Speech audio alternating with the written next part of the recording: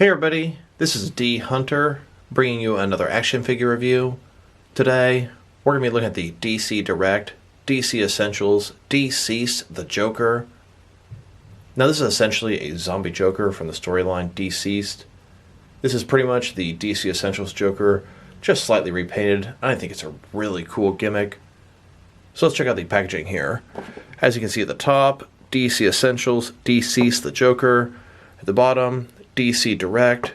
Here he is, no accessories. It's the 28th figure in the DC Essentials line. DC logo at the top. The top, DCeased. At the side, you can see the figure here. At the bottom, there is a barcode and some credits in case that helps anybody. And then on the back side, you can see the rest of the DCeased wave. We've got Joker, Batman, Aquaman, and Green Lantern. So with no further ado, let's open them up. And I did end up getting two of these figures, one of which to open and enjoy, the other one to keep unopened in my complete 6 and 7 inch unopened Batman related action figure collection. And this guy was part of a huge lot of figures I got in the mail. Huge haul today. Just look at all that awesomeness. The place I pre-ordered most of these DC Collectibles figures from ended up falling through. So I tracked them down, and what are the odds they all came the same day? Alright, now that we got this figure out of the package, here he is with all of his accessories laid out. And that was kind of a joke, as he comes with absolutely no accessories. So, let's check this figure out. This is essentially a zombie Joker from the DC comic DCeased. It's a straight repaint of the previous DC Essentials Joker. But I will say his face looks terrific. Look at that. That screams psychotic. That screams one of those extreme Joker comics.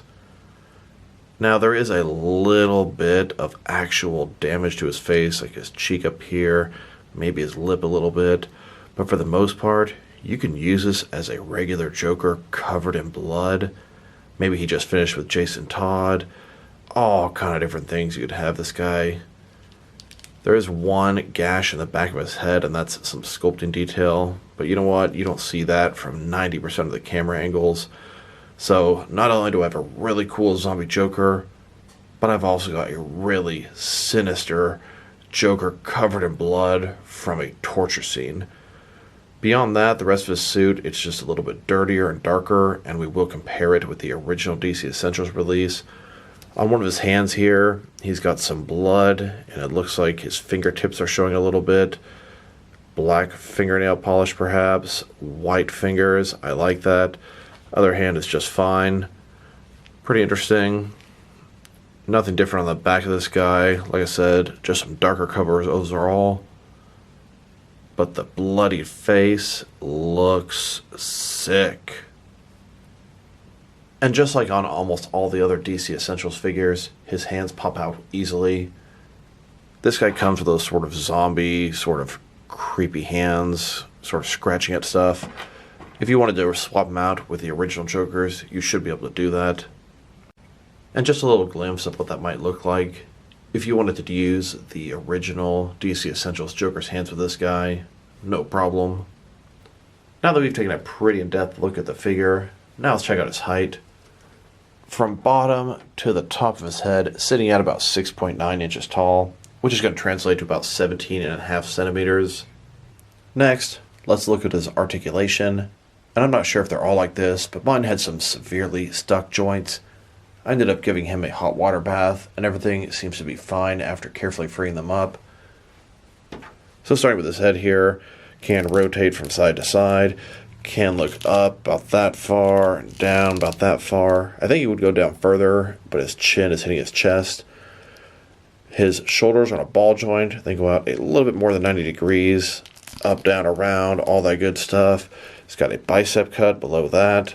He's got double jointed elbows below that. His wrists can rotate around, and it's hinged as well. He's got an ab crunch. Go forward, go back, not too bad. Legs on ball joints, they can go completely do the splits. Then go forward that far, back, not too much. It's got a thigh cut, double jointed knees. And then his feet here, they go up, down, they can rotate. Not really tilt rocking much. Not too bad. Here's this zombie Joker walking through the streets of Gotham with a pack of zombie Robins as well. And I can think of just so many other things you can do with this guy besides just being a zombie Joker. Here he is, all covered in blood after beating Jason Todd. And what's going to happen to the Joker when Batman finds out what he did to Jason Todd?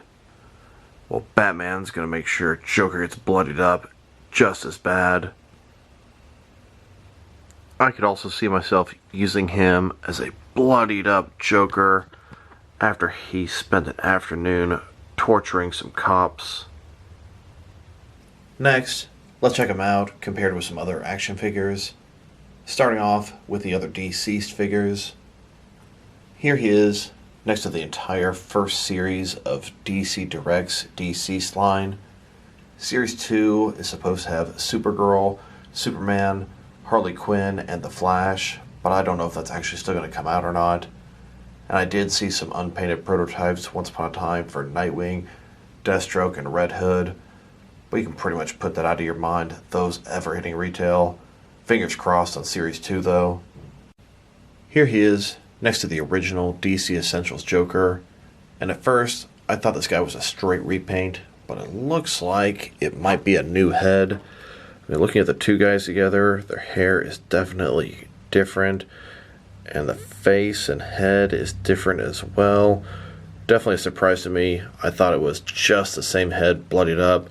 Beyond that, the outfit's the same, just a lot darker, a lot dirtier, a lot dingier. Here are all the DC Direct and DC Collectibles, DC Essentials figures that I have. I focused predominantly on Batman and related characters, and got some other cool stuff along the way. I actually have these stood up in numerical order of release. Now let's check them out, compared with some other grotesque or messed up Joker figures.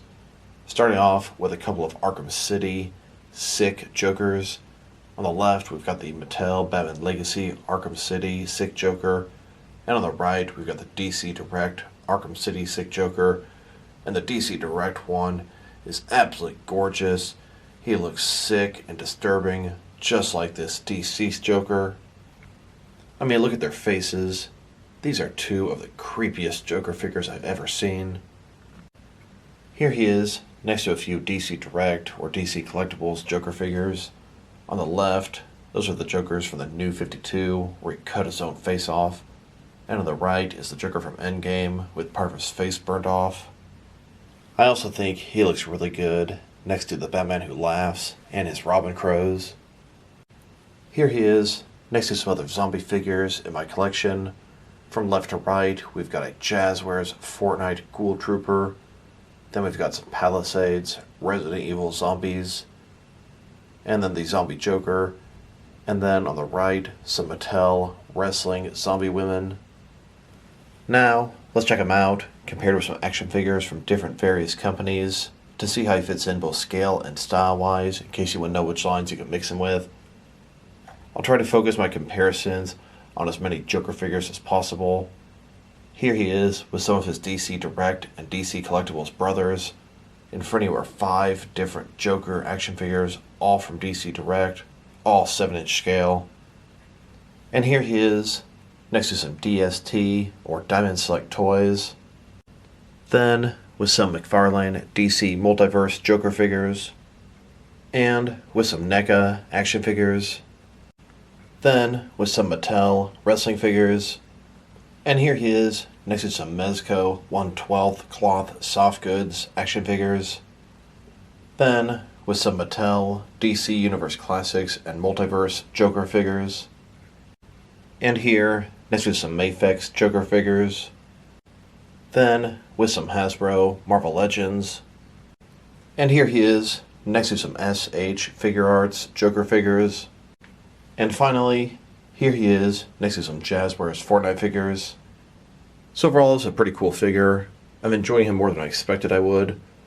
Not only can I use him for a zombie Joker, but I can also use him for a Joker covered in blood after torturing or killing somebody. In addition to that, I can also use him for a Joker getting beaten to a bloody pulp by Batman. I can see myself using him for a lot of different purposes in my action figure world and my action figure photography. This guy's accessories are quite disappointing, especially for the price. His sculpt is very nice, but it's probably 90% reuse. I am surprised we got a whole new head here. Paint job, very nice. A lot of blood on his neck, on his mouth. Very, very pleased with all that. If I were to rate this guy, probably give him a 7 out of 10, but I am definitely enjoying this guy quite a bit. So this is D Hunter. Thank you guys for watching this video. If you liked the video, press like below. If you have anything you want to say about the video, add it to the comment section. If you want to see additional action figure reviews from me, press subscribe. I do appreciate when you do that. Once again, this is D Hunter. Thank you guys for watching this video, and I will talk to you guys real soon.